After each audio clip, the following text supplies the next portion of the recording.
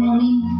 শ্রী শ্রী কৃষ্ণ জন্মাষ্টমীর দিন জন্মাষ্টমীর ব্রত পালন করুন কিংবা নাই করুন, শ্রী কৃষ্ণ জন্মাষ্টমীর ব্রত কথাটি শুনতে ভুলবেন না। এই দিনে এই ব্রত কথা শোনা বা পাঠ করা অত্যন্ত শুভ। আজকের এই বিশেষ পর্বে জন্মাষ্টমীর ব্রত কথাটি সম্পূর্ণ কথা সহকারে পরিবেশিত হলো। ওম নমঃ ভগবতে বাসুদেবায়। শ্রী শ্রী কৃষ্ণ জন্মাষ্টমী ব্রত কথা। জিজ্ঞাসে দিলীপ রাজা বশিষ্ঠের প্রতি, শ্রীকৃষ্ণের জন্মকথা শুনিতে সম্প্রতি। ভাদ্র মাসে কৃষ্ণপক্ষে অষ্টমী তিথিতে, কিবা হেতু জনার্দন জন্মেন ধরাতে। বশিষ্ঠ বলেন, রাজা শোনো ভক্তি মনে, বৈকুণ্ঠ ত্যাজিয়া বিষ্ণু কিসের কারণে জন্মিলেন ধরা মাঝে দেবকী উদরে। সেই পুণ্য কথা রাজা শোনো ভক্তি ভরে। পূর্বকালে কংসাসুর নামে নরপতি, অহংকারে মত্ত হয়ে থাকে দিবারাতি। তার অত্যাচারে দুঃখ পায় বসুন্ধরা, শিবের সকাশে যায় চোখে বহে ধারা।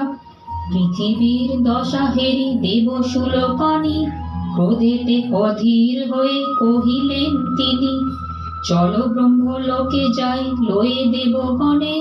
উপায় করিব সেথা কংসের নিধনে।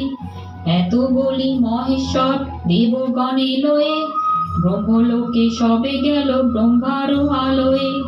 শুনি ব্রহ্মা হংস পৃষ্ঠে করি আরোহণ, ক্ষীরোদ সাগরে যান সঙ্গে দেবগণ। তথা গিয়া স্তব স্তুতি করে দেবগণ, স্তবে তুষ্ট হইলেন দেবনারায়ণ। যোগ নিদ্রা ত্যাগ করি কমলার পতি, জিজ্ঞাসা করেন তিনি দেবগণ প্রতি, কিবা হেতু করেছ হেথায় আগমন, আমারও সকাশে তাহা বলব এখন। ব্রহ্মা বলে, শুনো প্রভু করি নিবেদন, অত্যাচারী কংসের সব বিবরণ। শিব বরে বলিয়ান হয়ে কংসাসুর, পৃথিবীতে দেয় সদা যাতনা প্রচুর। মহাদেব বর দিল ভাগিনার হাতে, নিধন হইবে কংস নহে অন্য হতে। দেবকী উদরে জন্ম করিয়া গ্রহণ, পৃথিবীর দুঃখ দশা করুণ মোচন। নারায়ণ কহে, শোনা দেব মহেশ্বর, পার্বতীরে সঙ্গে দাও একটি বৎসর। কার্য শেষে পুনরায় আসিবে ফিরিয়া, এত বলি উমরমা সঙ্গেতে লইয়া।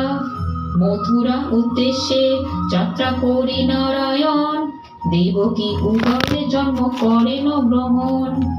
ভাদ্র মাসে